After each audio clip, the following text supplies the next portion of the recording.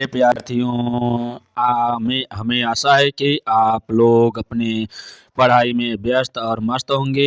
इसी बीच हम प्रतिदिन आपके लिए एक एक क्लास प्रतिदिन लाते आ रहे हैं, जिससे आपकी पढ़ाइयाँ और तैयारियाँ और मजबूत हो सके। तो इसके पहले हम लोग पढ़ चुके हैं। जय क्या पढ़ा जा रहा है, आप लोगों को पता है कि हम लोग इसमें जैव अणु जैव अणु या बायोमॉलिक्यूल के प्रत्येक चैप्टर को इसमें जैव अणु को निम्न भागों में वर्णित किया गया था, जिसमें हम लोग कार्बोहाइड्रेट के बारे में, प्रोटीन के प्रोटीन, उसके बाद फैट, फिर उसके बाद एंजाइम। तो आज हम लोग एक तरफ से डिस्कशन करें तो कार्बोहाइड्रेट के वीडियो और प्रोटीन के वीडियो और फैट के वीडियो, इसके वीडियो प्लेलिस्ट में इस वीडियो के प्लेलिस्ट में अपलोड किया गया है, या तो इस वीडियो के डिस्क्रिप्शन बॉक्स में इसके लिंक को प्रोवाइड किया गया है। जाकर वहां से क्लिक कर आप लोग पूरे के पूरे चैप्टर इसके पहले जो पढ़ाया गया है सबको आप लोग देख सकते हैं। तो आज हम लोग पढ़ेंगे एंजाइम। देखिए एंजाइम क्या है।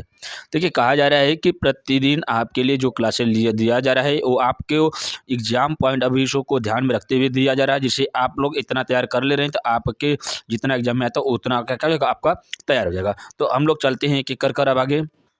देखिए कहा जा रहा है एंजाइम क्या है।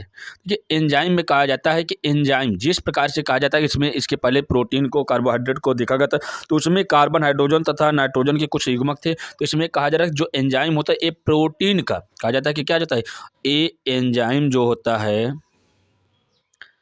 एंजाइम जो होता है ये क्या होता है, प्रोटीन का एक जटिल अणु है। कहा जाता है कि प्रोटीन, देखिए प्रोटीन के ऊपर आपके प्लेलिस्ट में वीडियो अपलोड किया गया है, जाकर वहां से देखकर आप प्रोटीन से संबंधित जितने भी इंपॉर्टेंट फैक्ट थे सभी को कवर कर सकते हैं।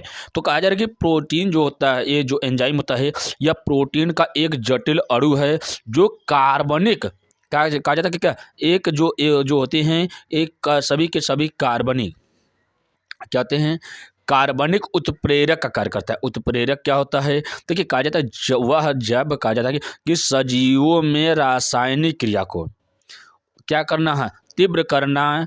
ये किसका कार्य होता है, उत्प्रेरक का कार्य होता है। तो कहा जाता है कि कार्बनिक उत्प्रेरक का कार्य करता है। आगे हम लोग देखते हैं इसको एक आपके फैक्ट के हिसाब से देखा जा रहा है कि एंजाइम को सर्वप्रथम खमीर कोशिकाओं से प्राप्त किया जाता है। कहा जाता है कि खमीर कोशिकाएं क्या होती है, देखिए कहा जा रहा है कि खमीर ईस्ट, खमीर क्या होता है, ये ईस्ट होता है। ईस्ट बोला जाए तो देखिए ईस्ट क्या है, आप लोग इसको जरूर कमेंट बॉक्स में जरूर बताइएगा कि ईस्ट किस किस कैटेगरी में आता है। ब्रायोफाइटा, टेरिडोफाइटा, थाइलोफाइटा, जिम्नोस्पर्म और एंजियोस्पर्म, इसमें से किस कैटेगरी में ईस्ट आता है।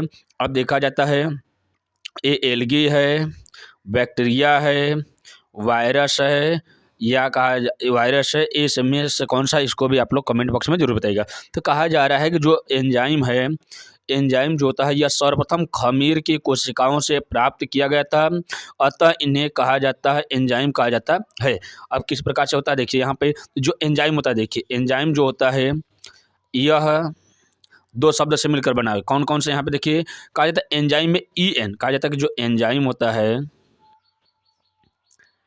एंजाइम में E और N, देखिए EN, फिर JYMA कहा जाता है कि जो EN होता है यह इन से बना हुआ है। किससे बना हुआ है, इन से बना हुआ है, या इसका मतलब क्या जाता है IN, इन हो गया।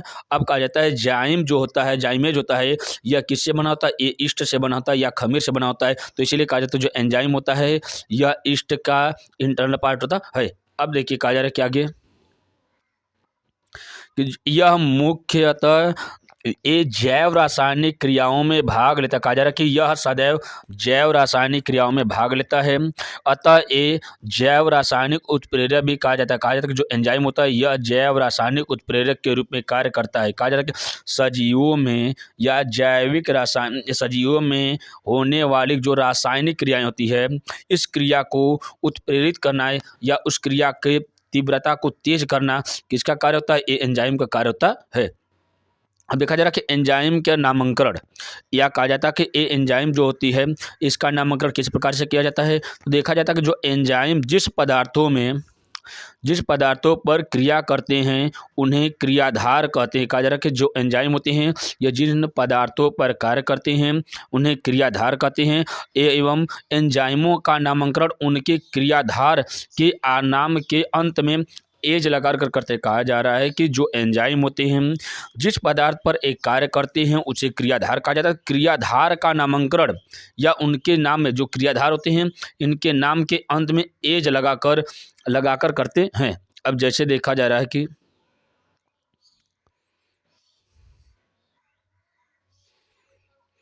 अब देखिए एज लगा किया जा रहा है तो इसमें जैसे कहा जा रहा है कि देखिए कहा जाता है यूरिया है, यूरिया में जब एज लगाया जाता है तो कहा जाता है कि यूरिया पर क्रिया करता है। कहा जाता है कि यूरिया में जब देखिए यूरिया है एक कार्य करता है तो इसके लास्ट में एज लग जाता है तो इसी को कहा जाता है यूरिएज, कहा जाता है यूरिएज।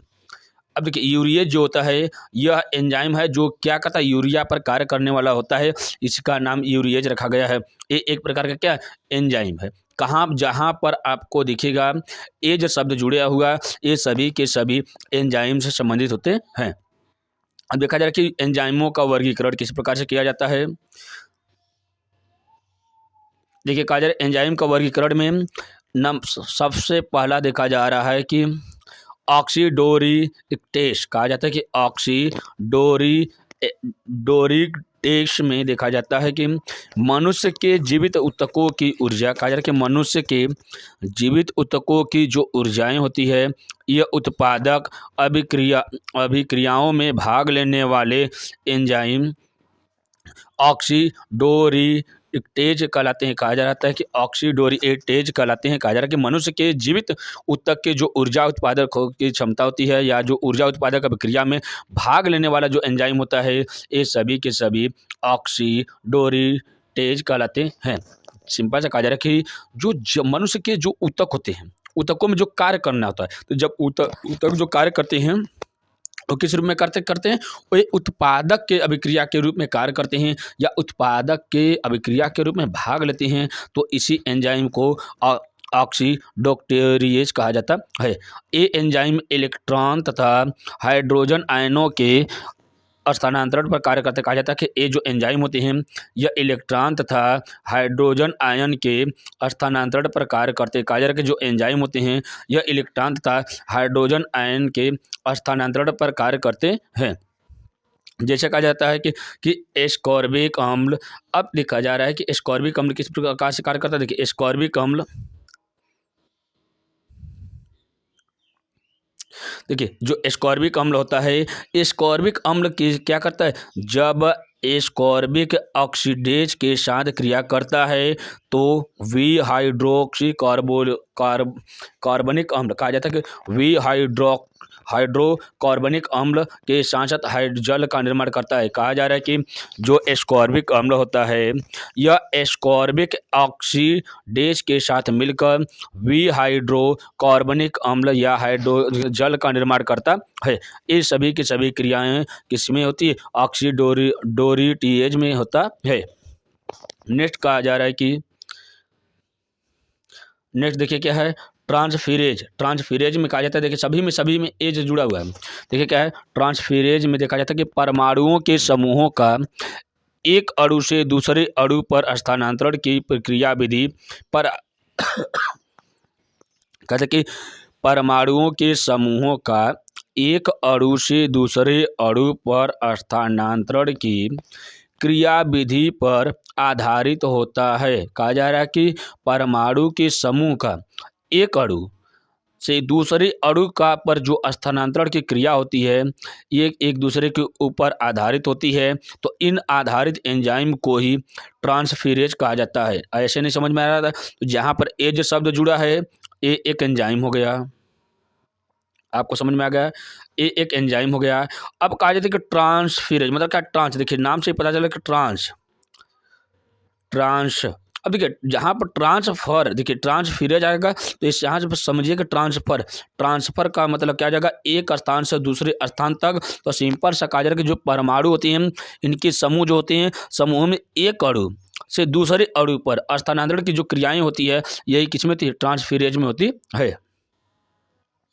अगला देखिए क्या है नेक्स्ट कहा जा रहा है कि हाइड्रोलेज कहा जाता है कि ए एंजाइम बड़े तथा जटिल अणुओं को विघटित करके, कहा जाता है कि ए एंजाइम जो होते हैं ये बड़े तथा जटिल अणुओं को विघटित करके उनमें जल का संयोजन कर देते हैं। कहा जाता है कि ए एंजाइम बड़े तथा जटिल अणुओं को, कहा जाता है कि बड़े और जटिल अणुओं को विघटित करके, विघटित मतलब क्या, तोड़ करके उनमें जल का संयोजन कर देते हैं। जैसे जैसे बड़े अणु टूटते हैं तो उनके बीच में क्या होता है, जल का संयोजन कर लिया जाता है। तो इसी को हाइड्रोलेज कहा जाता है। जैसे यहाँ पर देखिए क्या है कि जिस प्रकार से एक क्या ग्लूकोज की अणु C12H22O11 को जैसे ही किसके साथ गर्म किया जाता है, इस जल के साथ मिलाया जाता है, तो यहाँ पर लैक्टोज नामक एंजाइम होता है। लैक्टोज नामक एंजाइम के साथ ये मिलता है तो अलग अलग भागों में ग्लूकोज की अणुओं में टूट जाता है, जिसे को C6H12O6 प्लस C6H12O6 में टूटता है। तो इस क्रिया को हाइड्रोलेज कहा जाता है। नेक्स्ट कहा जाता है कि लाइएज कहा जाता है कि लाइएज के रूप में हम देखते हैं। कहा जाता है कि ये दो प्रकार से कार्य करते हैं। जो लाइएज होता है ये दो प्रकार से कार्य करता है। नंबर एक है परमाणुओं के समूह से क्रियाधार के द्विक बंधों को हटाना। कहा जाता है कि परमाणुओं के समूह से क्रियाधार के द्विक बंधों को हटाना। कहा जाता है कि दो बंधों को एक दूसरे से कहा जाता है हटाना। दूसरा कहा जाता है कि परमाणुओं के समूहों का क्रियाधार के द्विक बंधों पर योग। कहा जाता है कि देखिए द्विक बंधुओं को हटाना, या तो कहा जाए कि परमाणुओं के समूहों का क्रियाधार के द्विक बंधों पर योग। योग मतलब क्या है, जोड़ना।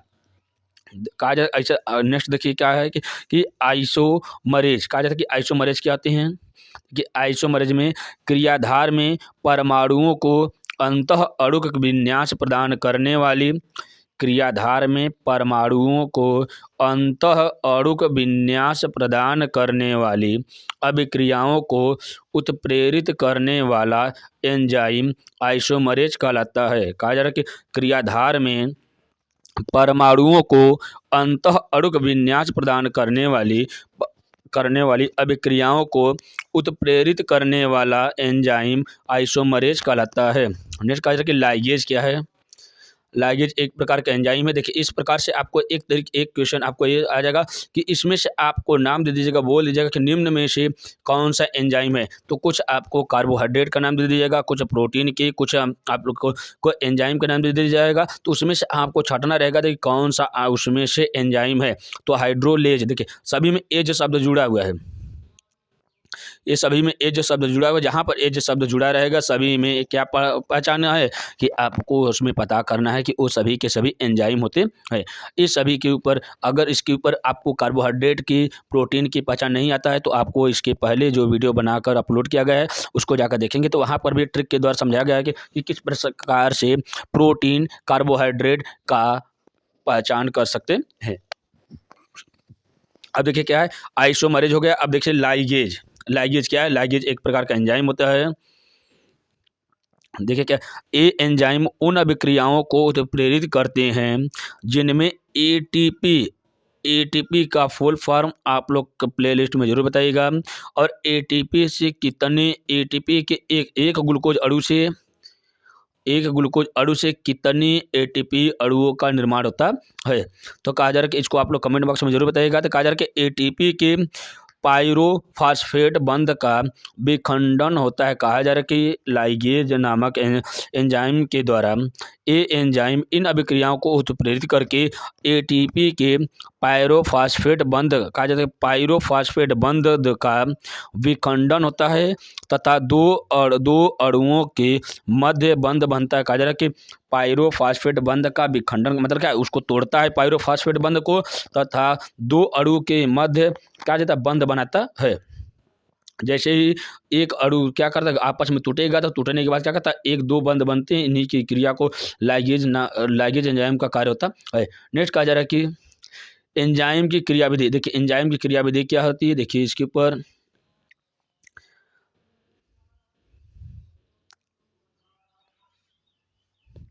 देखिए एंजाइम की क्रियाविधि। एंजाइम जैव रासायनिक अभिक्रिया की गति में वृद्धि करता। कहा जा रहा है कि एंजाइम जो होती है जैव रासायनिक अभिक्रिया की गति को क्या करता है, बढ़ा देता है, किंतु अंत में स्वतः अपघटित हो जाता है। कहा जाता है कि लेकिन लास्ट में क्या रहता है, ये स्वयं अपरिवर्तित रह जाता है। कहा जाता है कि यह जैव रासायनिक अभिक्रिया की गति में वृद्धि तो करता है लेकिन अंत में स्वयं अपरिवर्तित रहता है। नेक्स्ट कहा जा रहा है कि एंजाइम सक्रियण ऊर्जा। कहा जाता है कि एक्टिवेशन एनर्जी। कहा जाता है कि सक्रियण ऊर्जा को कम कर देता है जिसके फलस्वरूप निम्न तापक्रम पर भी अभिक्रियाओं की गति बढ़ जाती है। कहा जा रहा है कि एंजाइम जो होती है या सक्रियण, कहा जाता है कि सक्रियण एंजाइम या सक्रियण ऊर्जा को कम कर देते हैं जिसके कारण निम्न तापक्रम पर भी अभिक्रियाओं की गति बढ़ जाती है। नेक्स्ट कहा जा रहा है कि एंजाइम की क्रियाविधि निम्न पदों में होती है। नंबर 1 है एंजाइम तथा क्रियाधार। कहा जाता है कि एंजाइम तथा क्रियाधार जो होती हैं कि क्रिया से संतुल निर्माण।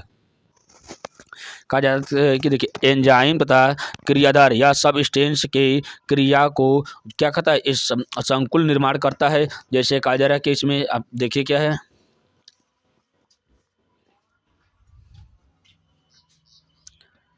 इसमें एंजाइम जो होता है या क्रियाधार या सबस्टेंस के साथ जैसे ही मिलता है तो क्या किसका निर्माण करता है, एंजाइम क्रियाधार संकुल का निर्माण करता है। यहाँ पर एंजाइम बोले तो ई और क्रियाधार बोले जाएगा तो सबस्टेंस जो होते हैं ये आपस में मिलते हैं तो ई एस का निर्माण करते हैं। ये ई एस आपस में मिलकर किसका एक एंजाइम क्रियाधार संकुल का निर्माण करते हैं। देखिए ई एंजाइम हो गया, एस सबस्टेंस हो गया, ए मिलकर एंजाइम सबस्टेंस या एंजाइम क्रियाधार संकुल का निर्माण करते हैं। नेक्स्ट कहा जा रहा है कि सेकंड क्या है, सेकंड पद उपरोक्त संकुल का एंजाइम मध्यवर्ती संकुल में परिवर्तित हो जाता है। कहा जा रहा है कि जो संकुल तैयार होते हैं ई एस कर ये दोनों क्या कहते हैं मध्य संकुल में भी परिवर्तित हो जाते हैं जिसी को एंजाइम मध्यवर्ती संकुल भी कहा जाता है। देखिए एंजाइम मध्यवर्ती संकुल भी कहा जाता है। अब कहा जाता है कि इसमें तैयार होता है। नेक्स्ट कहा जाता है कि जो एंजाइम मध्यवर्ती संकुल होते हैं ई आई का जो निर्माण होता है का उत्पाद संकुल ई कहा जाता है कि उत्पाद में, या कहा जाता है कि जो एंजाइम होता है एंजाइम प्रोड्यूसर में परिवर्तित हो जाता है। तो इसलिए कहा जाता है ई आई किस में बदल जाता है, एंजाइम संकुल उत्पाद के रूप में तैयार हो जाता है। इसी को ई आई किस में बदल जाता है, ईपी में। ईपी मतलब क्या, एंजाइम प्रोड्यूसर में एक कहता है ये बदल जाता है। नेक्स्ट कहा जाता है कि एंजाइम संकुल उत्पाद में जो ईपी का एंजाइम तथा उत्पाद में विघटन हो जाता है। अब फिर लास्ट में कहा जाता है ईपी जो होता है या उत्पाद जो होता है, उत्पाद संकुल जो होता है ये किस में बदल जाता है, ये एंजाइम तथा उत्पाद में विखंडित हो जाता है। अब नेक्स्ट देखिए एंजाइम के गुणधर्म। क्या एंजाइम के गुणधर्म की बात किया जाता है, इसको आप लोग अच्छे से समझिए। देखिए क्या है, क्लास अच्छी लग रही है तो चैनल को सब्सक्राइब करिए, लाइक करिए, अपने मित्रों को शेयर करते रहिए। हम आपके लिए प्रतिदिन जितना क्या करते हैं मेहनत करते हैं तो आप लोग एक उसको गुरु दक्षिणा के रूप में आप लोग भी इस चैनल को अधिक से अधिक अपने मित्रों को शेयर कर दिया करिए, क्योंकि हम आपको उतना ही कंटेंट देते हैं जितना आपके एग्जाम पॉइंट ऑफ व्यू से मोस्ट इंपॉर्टेंट होते हैं, बिना बतकही किए, बिना किसी आपका समय बर्बाद किए। तो नेक्स्ट आगे देखते हैं हम लोग कि एंजाइम के गुणधर्म। देखिए कहा जा रहा है कि एंजाइम के गुण की बात किया जा रहा है तो अधिकांश एंजाइम रंगहीन तथा जल एवं लवणों की तनु विलयनों में विलय होते हैं। कहा जा रहा है कि जो अधिकांश जो एंजाइम होते हैं यह रंगहीन तथा जल एवं लवणों की तनु विलयन में विलय होते हैं। नेक्स्ट कह रहा है कि रासायनिक दृष्टि से एंजाइम जो होते हैं या प्रोटीन के बने होते हैं। कहा जाए रासायनिक दृष्टि से जो एंजाइम को देखा जाता है या प्रोटीन के बने होते हैं। ये कौन से प्रोटीन के, देखिए कहा जाता है कि ये आरएनए के अलावा जितने भी होते हैं ये सभी के सभी प्रोटीन के बने होते हैं, लेकिन आरएनए प्रोटीन का बना हुआ नहीं होता है। कहा जाता है कि एंजाइम अभिक्रिया में कभी समाप्त नहीं होता। कहा जाता है कि जो एंजाइम होता है यह कभी समाप्त नहीं होता है। नेक्स्ट कहा जा रहा है कि देखिए रासायनिक क्रिया में भाग लेता है या कहा जाता है कि जैव रासायनिक क्रिया को उत्प्रेरित करता है लेकिन वह स्वयं को कभी समाप्त नहीं कर पाता है। नेक्स्ट कहा जा रहा है कि किसी भी अभिक्रिया के लिए एंजाइम की बहुत थोड़ी मात्रा ही प्राप्त होती है। कहा जा रहा है कि किसी भी अभिक्रिया के लिए जो एंजाइम होती है इसकी बहुत थोड़ी सी मात्रा ही प्राप्त होती है क्योंकि ये पुनः प्रयुक्त हो सकते हैं। नेक्स्ट कह रखे एंजाइम किसी भी अभिक्रिया की संक्रियण ऊर्जा को कम करके अभिक्रिया की गति बढ़ाते हैं। कहा जा रहा है कि एंजाइम जो होती है यह किसी भी अभिक्रिया की सक्रियण ऊर्जा को कम करके अभिक्रिया की गति बढ़ाते हैं तथा इनकी उपस्थिति से अभिक्रिया की दर क्या हो जाती है 10⁻20 गुना तक बढ़ जाती है। कहा जा रहा है कि यह एक ऐसी क्रिया होती है या जो एंजाइम होती है यह किसी भी अभिक्रिया की सक्रियण ऊर्जा को कम करके अभिक्रिया की गति बढ़ाते हैं तथा इनकी उपस्थिति से अभिक्रिया की दर 10⁻20 गुना बढ़ जाती है। अब देखिए 10 को लिखी उसके बाद 20 जीरो लगाइए, इतनी जीरो के बाद क्या जाता है इसकी क्रिया इतनी तेजी से बढ़ जाती है, इसी को कहा जाता है एंजाइम का मुख्य कार्य। देखिए अगला क्या है नेक्स्ट पॉइंट कि कहा जा रहा है कि एंजाइम अभिक्रिया की दिशा अथवा साम्यावस्था पर इसका कोई प्रभाव नहीं पड़ता। कहा जा रहा है कि एंजाइम की अभिक्रिया की जो दिशा होती है इसके ऊपर कोई भी प्रभाव नहीं पड़ता है। आगे देखिए गुणधर्म के बाद नेक्स्ट गुणधर्म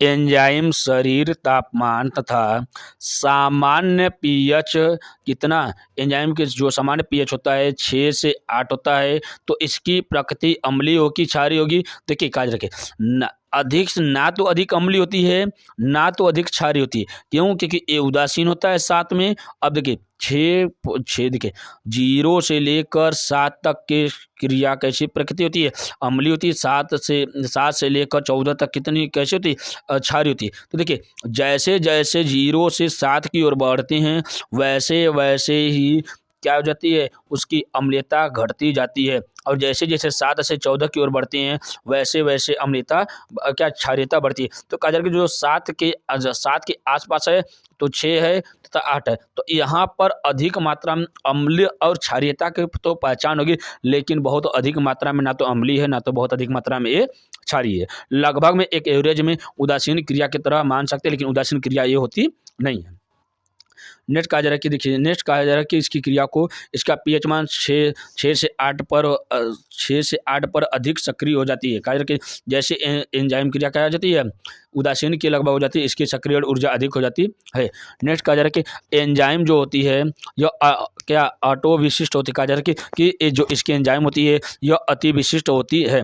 नेक्स्ट कहा जा रहा है कि एंजाइम उच्च ताप पराबैंगनी प्रकाश उच्च लवण सांद्रता व क्षारीय अभिकर्मक एंजाइम की प्रकृति स्थिति तथा संरचना को विकृत कर देते हैं। कहा जा रहा है कि जो उच्च ताप पराबैंगनी प्रकाश उच्च लवण सांद्र व क्षारीय अभिकर्मक एंजाइम की प्रकृति स्थिति तथा संरचना को विकृत कर देते हैं, इसे विकृतीकरण कहा जाता है। देखिए सिंपल से कहा जा रहा था विकृतीकरण क्या है उच्च ताप पराबैंगनी प्रकाश उच्च लवणता सांद्रता व क्षारीय अभिकर्मक एंजाइम की प्रकृति स्थिति तथा संरचना को विकृत कर देती है, जिसे विकृतीकरण कहते हैं। इससे एंजाइम की सक्रिय ऊर्जा क्या जाती है सक्रिय ऊर्जा समाप्त हो जाती है। कहा जा रहा है कि इसके द्वारा जैसे क्या जाता है एंजाइम की सक्रिय समाप्त क्या जाती है सक्रियता धीरे धीरे क्या जाती है समाप्त हो जाती है। कहा जाता है कि जैसे ही विकृतीकरण की क्रिया बढ़ती है वैसे वैसे एंजाइम की सक्रिय ऊर्जा समाप्त हो जाती है। नेक्स्ट कहा जा रहा है कि कुछ कृत्रिम अणु की भी एंजाइम जैसी उत्प्रेरक क्रियाएं दिखाते हैं, लेकिन उन्हें कृत्रिम एंजाइम कहा जाता है कि कुछ ऐसे लक्षण होते हैं जो कृत्रिम अणु की एंजाइम जैसी कुछ उत्प्रेरक क्रियाएं दिखाते हैं, लेकिन उन्हें कृत्रिम एंजाइम कहा जाता है। अब कहा देखा एंजाइम के गुणधर्म की बात हो गई।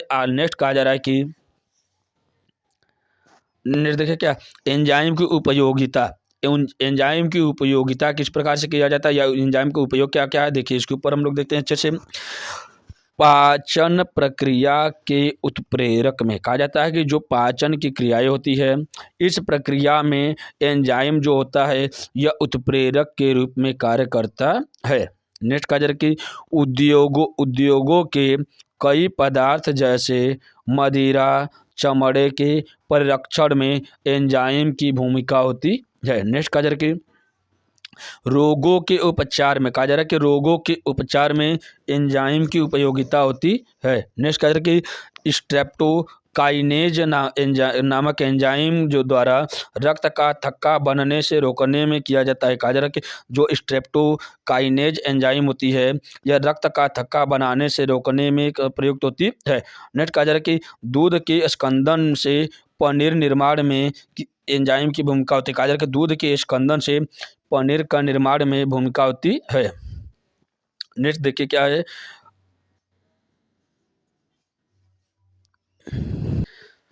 देखिए एंजाइम तो एंजाइम की उपयोगिता के बाद देखा जा रहा है कि थोड़ी सी देखा जा रहा है कि जो एंजाइम होते हैं यह प्रोटीन का एक जटिल अणु होता है। लेकिन अब यहाँ पर थोड़ा सा देखिए समझना है कि क्या, देखिए सभी एंजाइम क्या होते हैं, जो सभी एंजाइम होते हैं